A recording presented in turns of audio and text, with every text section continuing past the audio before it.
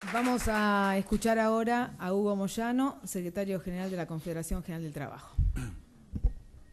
Bueno, muchas gracias Rosario, gracias Daniel, gracias a todos ustedes por permitirme estar unos momentos con ustedes. No voy a negar que estoy un poco nervioso, en el sentido de que estando acostumbrado a hablar en una asamblea donde los muchachos le exigen con mucha fuerza los reclamos que corresponden al trabajador, no es lo mismo estar en un lugar como este que todos están esperando a ver qué es lo que digo. Espero que lo que diga sirva para algo. Justamente cuando Daniel se refería al Congreso de Filosofía, ¿era? Congreso de Filosofía de Mendoza. De Mendoza, en el año 59. 49, perdón. Cuando se cumplieron 50 años de ese congreso, fui invitado también a Mendoza, donde participaron varios filósofos también, filósofo brasileño, el ex gobernador de Mendoza, Alpino Bordón, los rectores de alguna universidad, yo no recuerdo bien los nombres, y entre ellos aparecí yo también, en el medio. Y yo recuerdo que en todo lo que se habló allí, bueno, yo hice referencia justamente a lo que se celebraba el aniversario de cuando Perón, en esa magistral cátedra que dio en ese lugar, habló de la comunidad organizada. Pero para llegar a ese tema voy a empezar un poquito antes de la historia reciente de nuestro país. Y voy a poner desde el punto de vista de nuestra organización, de la Central Madre de la CGT, es el rol que cumplió el movimiento obrero organizado en cada una de las etapas que nos tocó vivir en los últimos tiempos. Por ejemplo, en la dictadura del 76 al 83, el movimiento obrero sufrió no solamente la baja de muchos hombres, muchos dirigentes, sino la detención de muchos ellos, y lógicamente, por supuesto que uno era bastante más joven en ese entonces y no teníamos la experiencia que podemos tener hoy, y nos tocó muy fuerte porque era realmente peligroso en aquel entonces, y un poco el conjunto de los dirigentes gremiales de aquel entonces estaban algo atemorizados, como estaba el conjunto casi de la sociedad. Yo recuerdo que en algún momento teníamos que hacer alguna reunión, nadie quería venir a las reuniones, inventábamos un cumpleaños, vení que es el cumpleaños fulano. Y yo recuerdo que cuando se inventaban en los años más duros de la dictadura un cumpleaños, hacíamos un pollo y sobraba. Cuando vino la democracia, salieron muchos muchachos de los nuestros, siempre estoy hablando, salieron debajo de los colchones y bueno, hacía una vaquillona, nunca alcanzaba. Pero eran momentos difíciles, porque es lógico el ser humano tenga miedo. Pero había algunos que tratábamos de vencer al miedo con la dignidad. Nosotros le decíamos a los muchachos, si el miedo vence a la dignidad, estamos listos, estamos fritos. Entonces tratamos de que la dignidad venza al miedo. Y así fue como organizamos algunas movilizaciones, organizamos algunos paros que se decretaba por la CGT de Saúl Baldín en aquel entonces. Caí 2 veces detenido, 2 veces preso, por unos días estuve detenido. Tampoco me quiero ser el tumbero, ¿no? Solamente por algunos días me estuve detenido, pero estuvimos detenidos. Después vino del 83 al 89, vino la democracia. Pero ¿qué pasaba, a mi entender, en aquel entonces? En la democracia, con el gobierno del doctor Alfonsín, como ocurre cuando se trata de perjudicar al trabajador o no hacer políticas a favor de los trabajadores, que es lo primero que se ataca, la dirigencia. Entonces, cuando apareció el gobierno del doctor Alfonsín, se empezó a decir en aquel entonces que en el movimiento obrero no había democracia, que había que terminar con los dirigentes de tantos años, bueno, un montón de cosas. Fue así que se trató de llevar adelante la ley que modificaba, ¿no es cierto?, lo que hoy tenemos como movimiento obrero organizado, la ley que prevé para las organizaciones gremiales. Pero fundamentalmente no estaba apuntada a que en las organizaciones gremiales haya más democracia. Estaba apuntada a romper el modelo del movimiento obrero organizado. Y bueno, fue así que se peleó, se luchó, se perdió, no pudieron modificarla la ley Mucci por un voto de un diputado creo que era de Río Negro.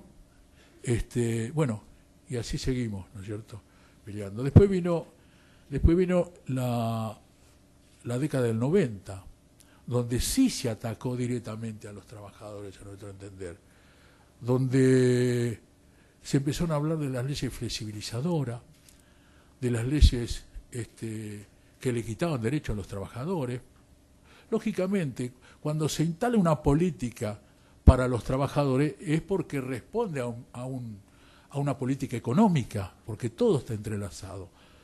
Y en aquel entonces nadie puede dudar que se aplicó una política económica que después el resultado final fue en el 2001-2002. Y en esa época yo recuerdo que habíamos nosotros organizado desde un grupo de organizaciones gremiales del movimiento obrero, decimos, no puede ser que avasallen todos los derechos que durante muchos años al movimiento obrero organizado le costó. Costó vida, costó cárceles, costó persecuciones, etcétera, etcétera. Entonces salimos a pelear contra el neoliberalismo de aquel entonces. No alcanzó la pelea, no alcanzó todo el esfuerzo que hicimos, pocas organizaciones gremiales, y bueno, y llevaron adelante todas las flexibilizaciones laborales que usted ya conoce, ¿no es cierto? La primera de Hernán González, las conquistas de los trabajadores, prácticamente habían anulado los convenios colectivos de trabajo. Bueno, y así no fue. El movimiento obrero organizado, los trabajadores, creo que fue una de las décadas más duras que sufrió, ¿no es cierto?, en cuanto a la quita de conquista. Y después vino el 99-2001, el gobierno, por supuesto, un gobierno que venía debilitado, que subió debilitado, el gobierno de la Rúa, subió muy debilitado, pero además venía con un sistema cambiario que hacía que sea un corset para la economía nuestra, para la economía de los argentinos. Era imposible, y como nadie quería pagar el costo político de salir de ese sistema cambiario del 1 a 1, nadie se animaba a hacerlo, porque era un costo político muy grande. Y nosotros en aquel entonces decíamos, porque lógicamente hablábamos con economistas, y el corset que significaba el sistema cambiario, era imposible competir con nadie, Seguramente hay muchos empresarios acá que lo saben y lo conocen, o como muchas otras personas que saben lo que pasaba en aquel entonces. Yo recuerdo que nuestra organización gremial, en soledad,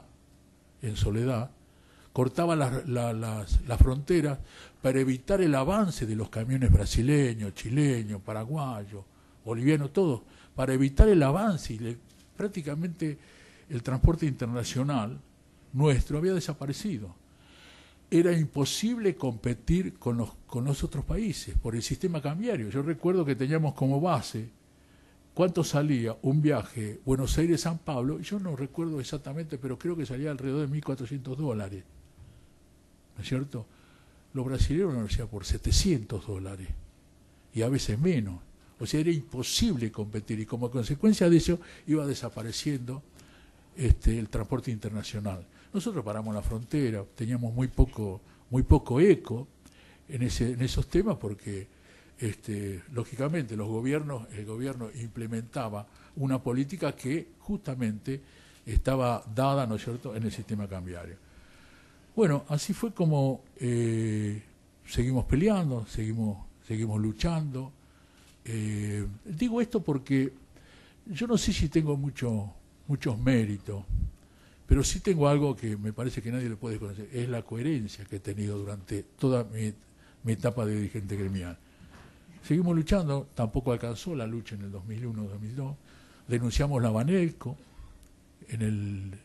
denunciamos la Banelco del 91 al 2001, todavía están dando vuelta, y yo recuerdo que en aquel entonces, como en algún momento mencionamos, nos venían con palabras difíciles, no sabíamos bien interpretar hasta que no teníamos algún abogado que nos dijera exactamente lo que quería decir, no sabíamos interpretar bien, por ejemplo, la polivolencia funcional.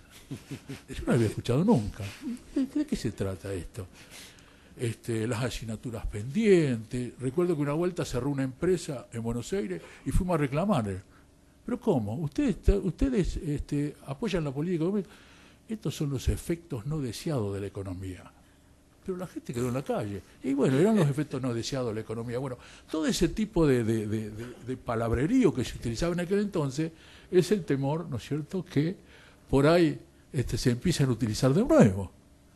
Esta es la verdad. Esto de la sintonía fina, ese tipo de cosas, nos preocupa, porque no va a ser cosa que empecemos como aquel entonces.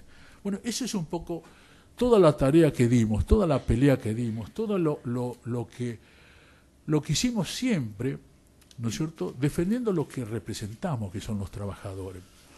Pero al margen de que yo creo que en algún momento nosotros decíamos lo que podía pasar porque teníamos muy buena información de nuestros asesores, nosotros decíamos en aquel entonces que había que salir ordenadamente del sistema cambiario. Si no, el sistema cambiario explotaba en el mercado. Y desgraciadamente fue lo que pasó. El sistema cambiario, ¿cómo es? El dólar se fue a 3 pesos, 4 pesos y ya no se pudo sostener. ¿Y qué es lo que nosotros entendemos, ¿no es cierto?, que pasó en aquel entonces? Porque hoy muchos se adjudican, acá pareciera que se hubiera producido, ¿cómo es?, el milagro alemán. Pero yo creo que no es tan así.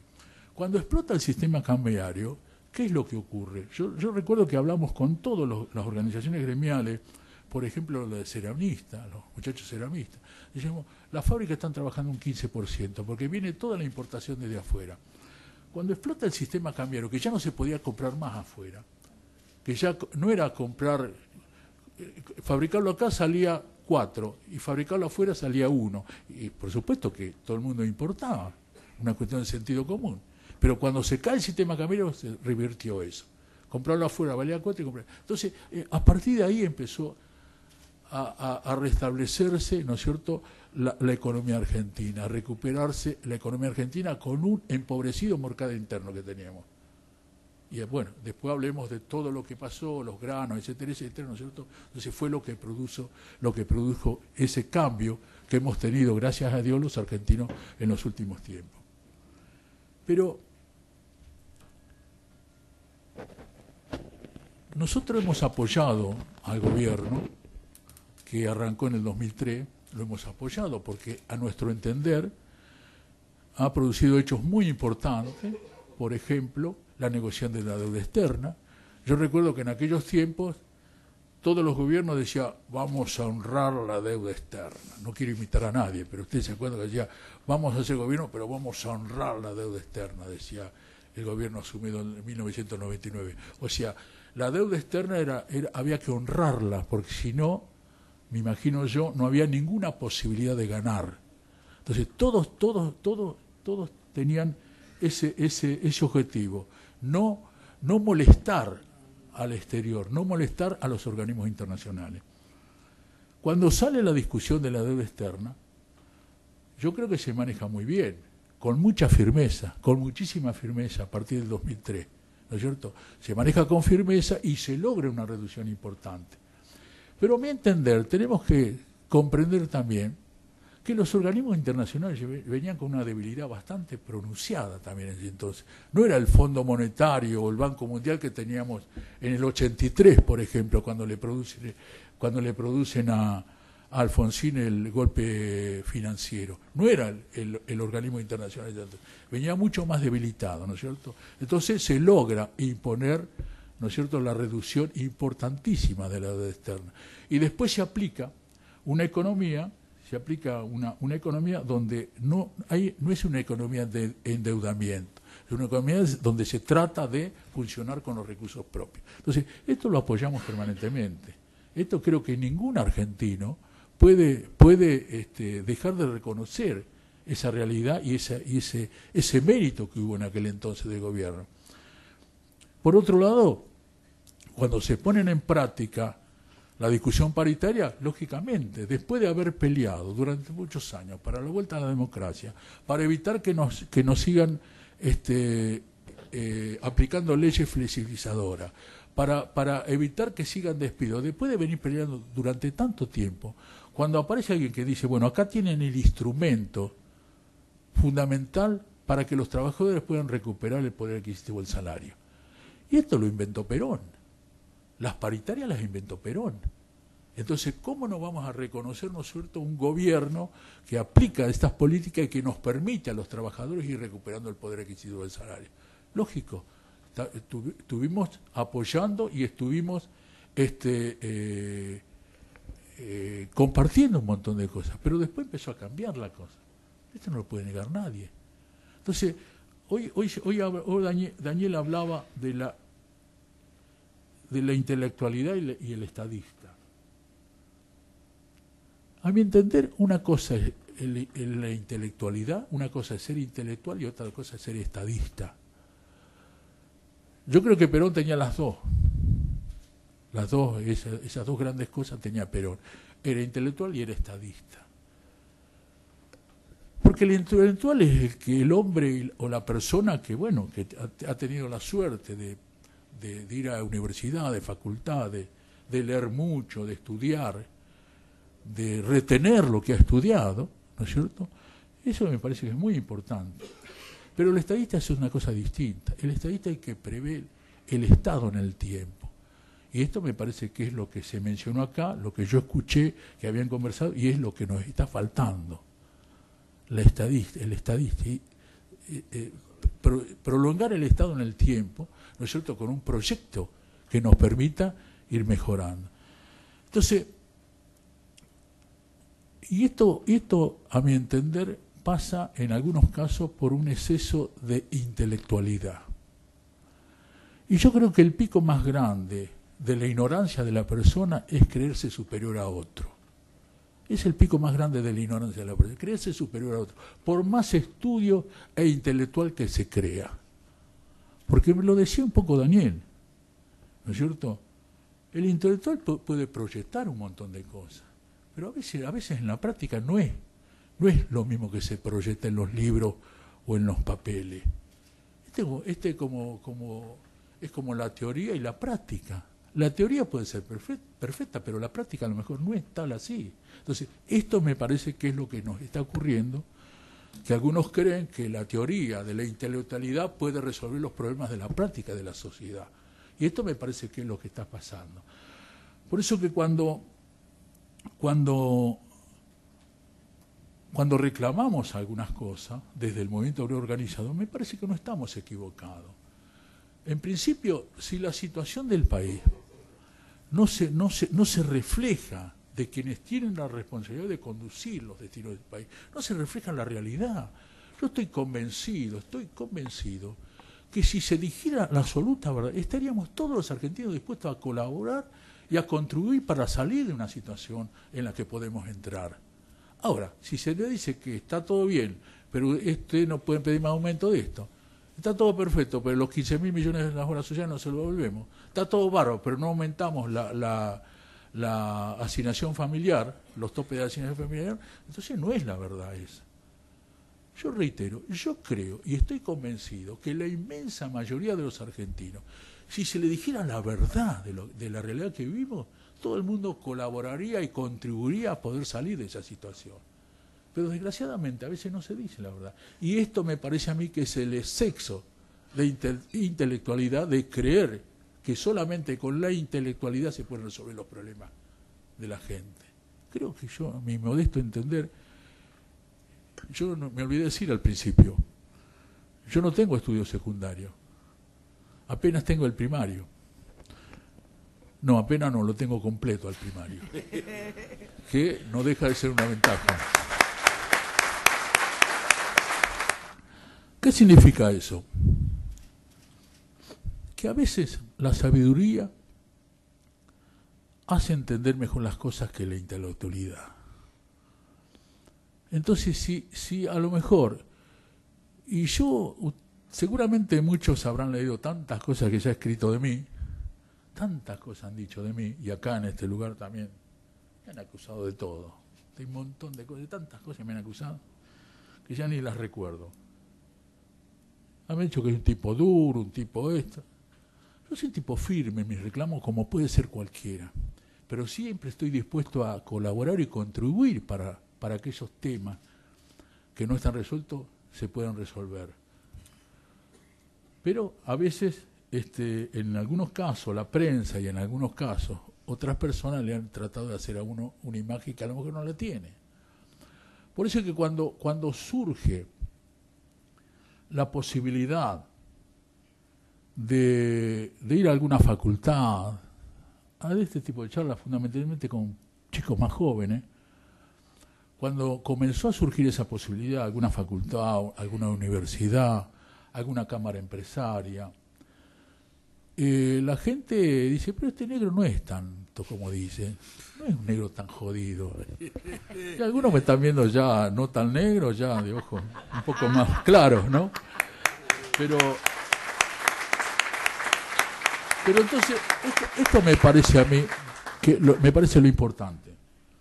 Que todo esto que yo muy sucintamente he tratado de transmitirle, es lo que a uno le ha dado algo de experiencia. Y me parece que justamente es eso el significado de la comunidad organizada. Porque muchos recuerdan al Perón del 46. Perón del 46 no era el Perón del 74. Yo recuerdo una frase que me quedó grabada de Perón, cuando el general viene y dice, soy un león herbívoro. Me costaba entender que era un león herbívoro. No, el león es carnívoro. Al ser herbívoro no deja de ser un león, pero es pacífico. Y esto es, me parece, el mensaje que nosotros hemos tomado de Perón. Y fundamentalmente los trabajadores. Porque yo creo que justamente la sabiduría de Perón permitió que a través de la comunidad organizada los problemas de la sociedad se empiecen a resolver. ¿Y cuál es el eje fundamental de la comunidad organizada? Entender cualquiera de los sectores que siendo poder no puede sobrepasar sobre otro sector. No puede pasar, si el día de mañana el movimiento obrero a través de algún hombre llega al poder, no puede pasar, no puede avasallar al sector empresario, ¿no es cierto? Y lo mismo ocurre con el sector empresario. Si el sector empresario llega al poder, a gobernar, no puede avasallar a los derechos de los trabajadores, porque es la única forma, ¿no es cierto?, que entendiéndose la comunidad, organizándose de tal forma la comunidad, es la única forma de poder convivir y llevar adelante una sociedad como la nuestra. Entonces, me parece que es el eje que planteaba Perón, y es lo que nosotros hemos entendido. Es lo que hemos entendido, lo que hemos leído a Perón, lo que hemos estudiado a Perón, y todo lo que Perón ha hecho durante el mandato, ¿no es cierto?, en el gobierno, el primer mandato, el segundo estaba ya muy viejito, pero qué es lo que Perón nos ha enseñado. Entonces, esto es lo que nosotros tenemos que recoger de Perón. Y esto, creo yo, que es lo que el movimiento obrero organizado ha recogido de Perón. Por eso que, reitero, la comunidad organizada es la conclusión de toda una vida, una historia, ¿no es cierto?, que Perón entendió que se debe aplicar para que una comunidad funcione como corresponde, para que el bienestar sea para todos y no para unos pocos. Fíjese, algo que en algún momento lo hemos conversado, acá hay muchos compañeros del Consejo Directivo, como es Smith, un hombre muy capaz, muy intelectual también, que es justamente de acá de Rosario. Tiene algunos defectos, pero bueno, es de Boca, etcétera, etcétera, pero bueno, eso es aparte. Pero fíjense, nosotros hemos dicho siempre, ¿cómo surge a través de Adam Smith la derecha, el capitalismo? ¿Cómo surge? Se reúnen un grupo de intelectuales, diagrama, escribe, ¿no es cierto?, todo lo que la política del capitalismo, lo distribuye, lo conversa, lo distribuye, convence a un sector y después se empieza a aplicar, ¿no?, el capitalismo ese de Adam Smith. ¿Cómo surge el marxismo de Carlos Marx? Se reúnen un conjunto de intelectuales, diagraman, ¿no es cierto?, la sociedad, estudian la sociedad, los intelectuales, cómo funciona, cómo no funciona, ¿no es cierto?, y a partir de ahí lo comienzan a aplicar, de distintas formas, ¿no?, porque se aplica a partir del año 17 en Rusia. ¿Cómo surge el peronismo?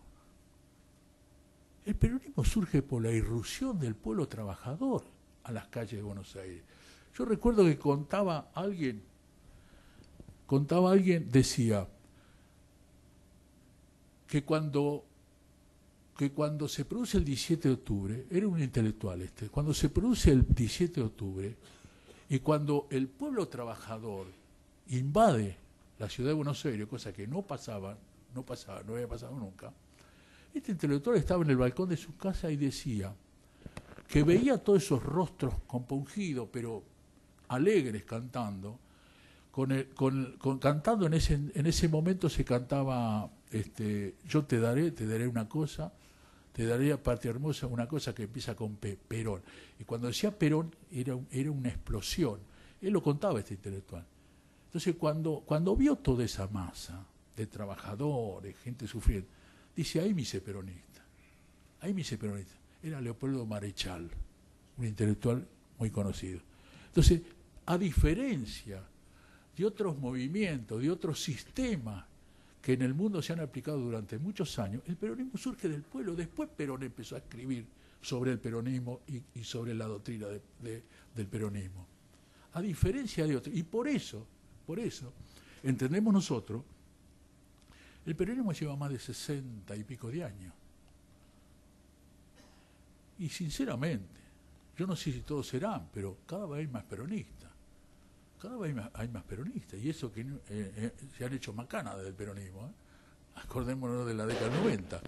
Y sin embargo sigue la gente. ¿Por qué? Porque es la interpretación de la realidad de la vida de los argentinos, inclusive de la idiosincrasia de la vida de los argentinos.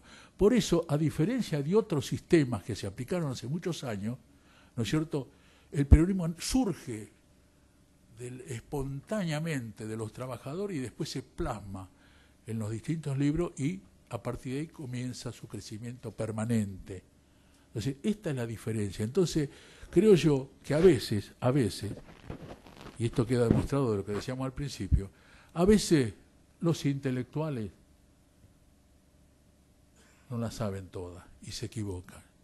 Y a veces la espontaneidad, ¿no es cierto?, de un pueblo, como fue el 17 de octubre, de un pueblo trabajador, posibilita, ¿no es cierto?, instalar una idea, plasmar una idea, que después se convierte en inmensa mayoría, cuyo, a mi entender, cuyo momento esencial va a ser el día que entendamos que con la aplicación de la comunidad organizada, de todos los sectores, vamos a llevar al país al lugar que nuestro país se merece y que los argentinos no merecen. Esa es la introducción. Gracias.